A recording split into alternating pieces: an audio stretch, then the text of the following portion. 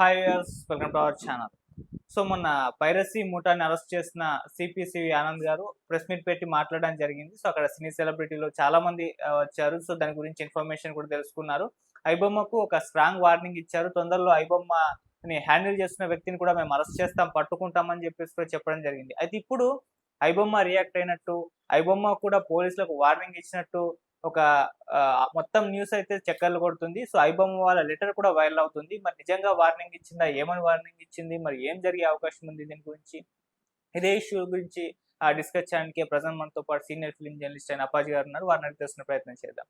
So నమస్కారం sir. నమస్తే Aditya. Sir iBomma ని పట్టుకుంటాం, ఐబొమ్మ హ్యాండిల్ చేసే వాళ్ళని పట్టుకొని ఈ మొత్తం పైరసీని అరికడతామని చెప్పేసి మొన్న మీటింగ్ లో కూడా చెప్పడం జరిగింది సార్. మరి పట్టుకునే అవకాశాలు కనిపిస్తూ ఉన్నాయా? మరి ఇప్పుడు ఐబొమ్మ వాళ్ళు కూడా స్ట్రాంగ్ వార్నింగ్ ఇచ్చినట్టుగా కూడా తెలుస్తుంది. ఏదో లెటర్ రిలీజ్ చేస్తారని లేఖ వైరల్ అవుతుంది. ఎప్పటి నుంచో కూడా అటు ఐబొమ్మకు పోలీసులకు మధ్య ఒక వార్ అయితే నడుస్తూ వస్తుంది. మరి ఎవరు గెలిచే అవకాశం ఉంది ఈ వార్లో? మరి ఐబొమ్మ ఇప్పుడు ఆ లెటర్ లో ఏముంది, ఏం చెప్తుంది సార్ వాళ్ళు అసలు? అంటే ఇప్పుడు ఏదైతే ఐబొమ్మ రిలీజ్ చేసిన లెటర్ అని చెప్పి అంటున్నారో, అది ఎప్పుడో 2 years బ్యాక్ రిలీజ్ చేసిన లెటర్ అని చెప్పి కొంతమంది అంటున్నారు.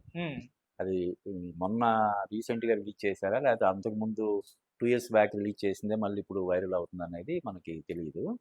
అయితే ఏదైనా ఒక వ్యవస్థను ధిక్కరిస్తూ ఒక లెటర్ జారీ చేయడం అనేది ఖచ్చితంగా దాన్ని ఎవరు సమర్థించలేరు. ఏదైతే ఇప్పుడు డైరెక్ట్గా ఒక కమిషనర్ హోదాలో ఉన్నాయని పైరసీని అరికట్టడానికి ముందుకు రావడం, ఆ దిశగా చర్యలు తీసుకోవడం, చొరవ తీసుకోవడం అనేది ఖచ్చితంగా మనం అభినందించాలి. నిజంగానే పైరసీ వల్ల చాలా నష్టం జరుగుతుంది ఇండస్ట్రీకి. కాబట్టి మనం దాన్ని ఖచ్చితంగా మనం స్వాగతించాలి. కానీ అట్ ది సేమ్ టైము ఇప్పుడు జనరల్గా చెప్తారు చూడు, లంచం ఇవ్వడం తీసుకోవడం ఎంత నేరం, ఇవ్వడం కూడా అంతే నేరం. అంటే ఇద్దరిది, ఇప్పుడు ఇచ్చేవాళ్ళు ఉండబట్టే కదా తీసుకుంటున్నారు అని కదా. కాబట్టి లంచం తీసుకుంటున్న వాడికి ఎంత అయితే ఇది ఉంటుందో, ఇచ్చేవాడికి కూడా మా నేరంలో ఆ బాధ్యత ఉంటుందని చెప్పి చెప్తారు కదా. అలాగా ఇప్పుడు పైరసీని, మరి పైరసీ చూసే వాళ్ళు కూడా దానికి ఇది ఉండాలి కదా. పైరసీని చూడకూడదనే ఇది ఉండాలి. కానీ ఎందుకు జరుగుతుంది అంటే, ఈ టికెట్ రేట్లు అందుబాటులో లేకపోవడం కదా. అంటే ఇప్పుడు టికెట్ రేట్లు బాగా పెరిగి ఉన్న ఇప్పుడేనే కాదు, అంతకు ముందు కూడా ఉంది పైరసీ. అప్పుడు వేరే రూపంలో, సీడీల రూపంలో లేకపోతే వేరే రూపంలో ఉండేది. ఇప్పుడు ఈ వచ్చిన తర్వాత వెబ్సైట్, అది వచ్చిన తర్వాత డైరెక్ట్గా దానికి ఒక వెబ్సైట్ పెట్టి ఇది చేస్తున్నారు. ఇప్పుడు ఈ జరుగుతున్న ఇదంతా ప్రచారం, దానికి పరోక్షంగా జరుగుతున్న చర్చ అంతా కూడా పరోక్షంగా దానికి ప్రచారం, అంటే ఇంకా తెలియని వాళ్ళకు కూడా తెలిసేటట్లు చేయడం అన్నమాట. కాబట్టి ఇది అంటే ఏదైనా ఒక సమస్య ఆదిత్య, ఒక సమస్య ఏదైనా ఉందంటే ఆ సమస్య లోతు మనం మూలంలోకి వెళ్ళాలి కదా మనం. ఈరోజు పైరసీ ఎందుకు పైరసీని చూస్తున్నారు, పైరసీకి ఎందుకు అంత ఆదరణ ఉంటుంది అంటే కారణం క్రమంగా సినిమాని సామాన్యులకి అందుబాటులో లేకుండా చేస్తున్నారు. ఇప్పుడు ఎంత దారుణం అంటే మనం పైరసీని మనం సమర్థించట్లేదు, ఎట్టి బస్సులో మనం సమర్థించట్లేదు. కానీ ఇప్పుడు ఏదో క్రేజ్ ఉందని చెప్పి మనం కాంతారా గురించి మనం కూడా మాట్లాడాం. అది మరో 1000 కోట్ల సినిమా అయ్యే అవకాశం ఉంది, ఆ రేంజ్లో విజువల్స్ అవి ఉన్నాయి, ట్రైలర్ ఎక్స్ట్రాడినరీగా ఉందని మనం చెప్పాము. ఇలాగా ఈ క్రేజ్ అది ఉంది కదా అని చెప్పి దానికి కూడా టికెట్ రేట్లు పెంచేస్తే, ఇప్పుడు ఒక స్ట్రైట్ సినిమాకి పెంచారంటే ఒక అర్థం ఉంది. ఇప్పుడు ఒక కాంతారా సినిమాకి పనిచేసిన వాళ్ళు మన తెలుగు వాళ్ళు ఎవరైనా ఉన్నారు అందులో? Hero, heroine, director, music director, ఇంకోటి సెట్ బాయ్ కూడా మనవాడు. ఎవరైనా పొరపాటున ఒకరిద్దరు ఇక్కడ నుంచి వెళ్ళి సెటిల్ అయిన వాళ్ళు అక్కడ ఎవరైనా ఉంటే ఉన్నారేమో తప్ప ఆ సినిమాకి మన తెలుగు అసలు ఎవరు లేరు కదా. మరి ఆ సినిమా కూడా టికెట్ రేట్లు పెంచుకోవడానికి అనుమతి ఇవ్వడం ఏంటి? అర్థం ఉందా అసలు? ప్రీమియర్స్కి పర్మిషన్, టికెట్ రేంజ్ పెంచుకోవడానికి పర్మిషన్ ఇచ్చి, పైగా దానికి మనం పవన్ కళ్యాణ్ గారు కూడా ఆ సినిమాకి ఎటువంటి ఆటంకాలు కల్పించకండి అని చెప్పి ఆయన వేరే ఉద్దేశంతో ఈ సోషల్ మీడియాలో జరుగుతున్నటువంటి బాయ్కాట్ ట్రెండ్ని దృష్టిలో పెట్టుకొని ఆయన ఇచ్చేసాడు. మరి ఒక డబ్బింగ్ సినిమా కూడా రేట్లు పెంచుకునే అనుమతి ఇచ్చినప్పుడు ఇంకా ఈ పైరసీ పెరగకుండా ఎలా ఉంటుంది చెప్పు? అసలు టికెట్ రేట్లు ఎందుకు పెంచుకోవాలి? ఇప్పుడు ఒక సినిమాకి టికెట్ రేట్లు పెంచడం వల్ల లబ్ధి పొందేది ఎవరు?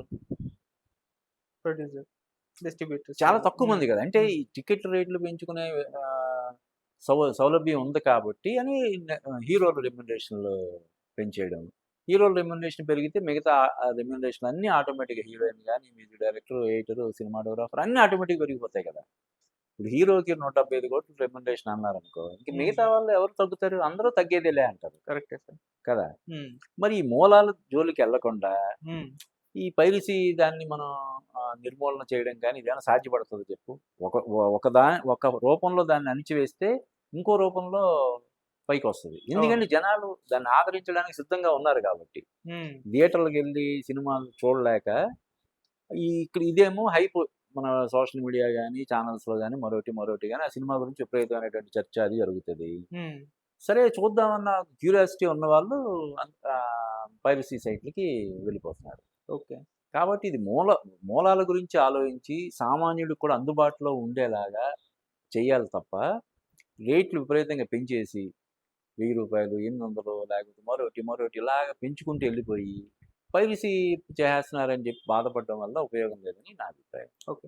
సార్ ఇక్కడ ఐబొమ్మ లెటర్‌ని ఒకసారి అది పాతదైనా ఇప్పుడైనా ఒకసారి అబ్జర్వ్ చేస్తే సార్ 2 పాయింట్స్. ఒకటి ఏదో సామాజిక సేవ చేస్తున్నట్టుగా కామెంట్స్ నాకు కనిపించాయి. నేను సమాజంలో వీళ్ళందరినీ పేదోళ్ళు కాబట్టి వీళ్ళు సినిమాకెళ్లారు కాబట్టి వీళ్ళకి హెల్ప్ చేస్తున్నానంటూ ఒకటి కనిపించింది. అదే.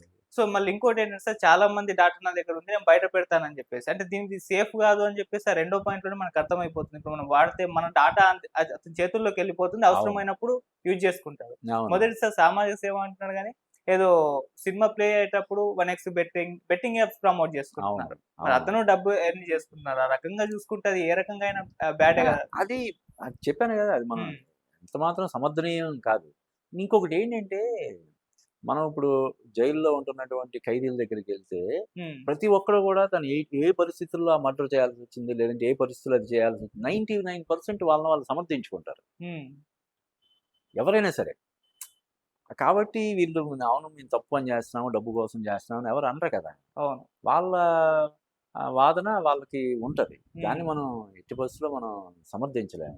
కానీ ఏంటంటే ఎందుకు ఆడియన్స్ థియేటర్లకు వెళ్లకుండా పైరసీ సైట్లకి వెళ్తున్నారనే దిశగా మనం ఆలోచించి ఇందులో చర్యలు తీసుకుంటే అప్పుడు అదేమైనా అరికట్టడానికి వీలవుతుంది తప్ప టికెట్ రేట్లు పెంచేసి లోపల పాప్కార్న్ రేట్లు కానీ, సమోసాల రేట్లు కానీ 150, 200 రూపాయలు చేస్తే బయట 5 రూపాయలకి 10 రూపాయలు దొరికే సమోసా అక్కడ 100, 150 రూపాయలు అమ్ముతుంటే మరి పైరసీ సైట్లకి ఆదరణ లేకుండా ఎలా ఉంటుంది చెప్పు నువ్వు. ఓకే. అది ఎంత దారుణమైనటువంటి విషయం కదా. బయట పాప్కార్న్ మామూలుగా రైల్వేలో కానీ, బస్ స్టాండ్లో కానీ ఎంతకు అమ్ముతారు? అది 10 రూపాయలు, 20 రూపాయలు అమ్ముతారు. దాన్ని తీసుకెళ్ళి 150, 200 రూపాయలు. ఇప్పుడు కొత్త ట్రెండ్ ఏంటి? వాటర్ బాటిల్ కూడా వాళ్ళు బ్రాండ్ మార్చేసి దాని మీద బయట 10 రూపాయలు, 20 రూపాయలు. ఇప్పుడు రైల్ నీరు అని ఉంటుంది, రైల్వే డిపార్ట్మెంట్, రైల్వే వాళ్ళ 15 రూపాయలకు అమ్ముతారు వాళ్ళు. వీళ్ళు తీసుకెళ్ళి దానికి రేటే 50 రూపాయలు అని చెప్పి ఎంఆర్పి పెట్టేసి 50 రూపాయలు, 60 రూపాయలు, 70 రూపాయలు అమ్ముతున్నారు. ఇది థియేటర్లో కూడా. అవును. చాలా థియేటర్లో అసలు మంచినీటి వసతి అనేది ఖచ్చితంగా కల్పించాలి కదా. 3-4 గంటలు అక్కడ థియేటర్లో ఉండాలి కదా ఒక ఆడియన్స్. సినిమా టికెట్ తీసుకోవడానికి వెళ్ళిన దగ్గర నుంచి బయటికి రావడం వరకు ఒక 3-4 అవర్స్ ఉండాలి కదా. వాళ్ళకి మంచినీళ్లు ఇవ్వాల్సినటువంటి బాధ్యత థియేటర్ యాజమాన్యానికి ఉంటుంది కదా. ఎన్ని థియేటర్లు సక్రమంగా అందిస్తున్నాయి? చాలా దారుణమైనటువంటి విషయం ఏంటంటే మనం మరీ 1-10 సార్లు నేను చెప్తున్నాను, పైరసీని మనం ఎంత మాత్రం సమర్థించకూడదు. కానీ మల్టీప్లెక్స్లో కానీ కొన్ని థియేటర్లో కానీ ఏదో పెట్టామన్నట్టు అపరిశుభ్రంగా ఒక పడేస్తారు అక్కడ. ఓకే. ఇంకా దారుణమైనటువంటి ఏంటంటే మనం పేర్లు ఎందుకులే కానీ వాష్రూమ్ నుంచి బయటకు వచ్చేటప్పుడు కొన్ని చోట్ల పెడతారు. చాలామంది తెలియక వాష్రూమ్ నుంచి బయటకు వచ్చినప్పుడు జనరల్గా చేయి అలా కూడా కడుక్కునే ప్రమాదం ఉంటుంది. ఓకే. అక్కడ మనకు తాగబుద్ధి కాదు. నువ్వు వాష్రూమ్ నుంచి బయటకు వస్తూ అక్కడ వాటర్ ఉంటే ఎవరైనా తాగుతారా? అలా చేస్తారు. ఏదో పెట్టామన్నట్టు ఉన్నా కూడా జనాలు, లేదంటే కనిపించకుండా ఎక్కడ మూలన పెడతారు. అది ఎంత దారుణం మరి. ఇటువంటి విషయాల్లో ప్రభుత్వాలు పట్టించుకోకుండా ఓ పక్క సినిమాలకి టికెట్ రేట్లు ఈవెన్ డబ్బింగ్ సినిమాలకు కూడా టికెట్ రేట్లు పెంచుకోవడాన్ని అనుమతించడం అంటే ఏమనాలి చెప్పు ప్రభుత్వంలో. కేవలం ఒక 4-5 మేలు చేయడం కోసం లక్షల మంది ప్రేక్షకుల జేబులు చిల్లులు పెట్టాలని ప్రయత్నం చేసే దీన్ని మనం ఏ విధంగా చూడాలి? చాలా దారుణమైనటువంటి విషయం కదా అది. అంటే సినిమా వాళ్ళే పైరసీ ప్రజలు చూసే విధంగా వీళ్ళ చర్యలు ఆ విధంగా ఉంటున్నాయి. మళ్ళీ వాళ్ళే పైరసీకి గురవుతున్నారు. వాళ్ళే బాధపడుతున్నారు. 2 వాళ్ళ దగ్గరే ఉన్నాయంట. అంతే కదా సార్? అంతే కదా! హ్మ్. అంటే ఇప్పుడు ఇప్పుడు ఏదైనా ఒక భారీ బడ్జెట్ సినిమాలో లైన్ షేర్ ఓన్లీ రెమ్యునరేషన్‌కి వెళ్ళిపోతున్నాయి. అవును. ఇప్పుడు ఉదాహరణకి అంటే ఇంకా సంవత్సరం రావడానికి సంవత్సరం, 2 సంవత్సరాలు పడుతుందనుకో. 'మహేష్ బాబు' 'రాజమౌళి' సినిమా. అందులో ఏంటి రాజమౌళి రెమ్యునరేషన్ ఒక 100,00,00,000, 200,00,00,000. మహేష్ బాబు రెమ్యునరేషన్ 200, 300,00,00,000. ఇలాగ అంటే ఆ సినిమా ఖచ్చితంగా మన తెలుగు వాళ్ళందరూ గర్వపడేలాగా ఉండే సినిమా అది. హ్మ్. ఏదైతే 'బాహుబలితోటి' ఆయన పాన్ ఇండియా కల్చర్‌ని తీసుకొచ్చాడో, మన తెలుగు సినిమా స్థాయిని పెంచాడో, హ్మ్. అలాగే ఈరోజు ఈవెన్ జేమ్స్ కామెరూన్ కానీ, స్పీల్‌బర్గ్ ఇటువంటి వాళ్ళు ఆ సినిమా గురించి మాట్లాడే రేంజ్‌లో ఆయన తీస్తున్నాడు. డెఫినెట్‌గా మన తెలుగు వాళ్ళందరూ కూడా గర్వపడేలాగా ఆ సినిమా ఉంటది. ఓకే. అటువంటి సినిమాకి రాయితీ ఇచ్చినా, టికెట్ రేట్ పెంచుకోవడానికి అనుమతి ఇచ్చినా మనం సమర్థిస్తాం. హ్మ్. కానీ ఒక డబ్బింగ్ సినిమా కూడా నువ్వు పోయి దానికి పర్మిషన్ ఇస్తే దాన్ని ఎలాగ ఆమోదిస్తారు జనాలు? ఈవెన్ 'కూలీ వార్ 2'కి పెంచారు. వాటి పరిస్థితి ఏమైందో చూసాం సార్. అంటే ఆ 2 డబ్బింగ్ సినిమా అంటే అవును. చెప్పాలంటే డబ్బింగ్ సినిమాలే. ఇప్పుడు హ్మ్. అంటే జీఎస్టీ వచ్చిన తర్వాత డబ్బింగ్ సినిమాలకి, స్ట్రెయిట్ సినిమాలకి అన్నిటికి ఒకే ఇది ఉంటుంది హ్మ్. టాక్స్. కాబట్టి అలా ఇబ్బంది లేదు కానీ, పరభాషా చిత్రాలను కూడా మనం ఇక్కడ టికెట్ రేట్లు పెంచుకోవడానికి కనీసం ఇందులో 'వార్‌లో' ఎన్టీఆర్ అయినా ఉన్నాడు. అవును. 'కూలీలో' నాగార్జున ఉన్నాడు. ఈ 'కాంతారాలో' ఏంటి పరిస్థితి? 'కాంతారాలో' ఎవరున్నారు? కరెక్టే సార్. ఆ! హ్మ్. 'కాంతారా' సినిమాకి పర్మిషన్‌లు లక్కీలీ జనాలు గూడా చాలా ఇదిగా చాలా స్మార్ట్‌గా ఉన్నారిప్పుడు. అవును. ఎప్పుడైతే 'కాంతారా' సినిమాకి టికెట్ రేట్లు పెంచుకోవడానికి అనుమతి ఇచ్చారో, నీకు చూడు ఈరోజు ఏదైతే మనం విపరీతమైనటువంటి క్రేజ్ ఉంది, బోలెడంత హైప్ ఉంది, ఇది కూడా ఒక 10,00,00,000 కొట్టే అవకాశం ఉంది.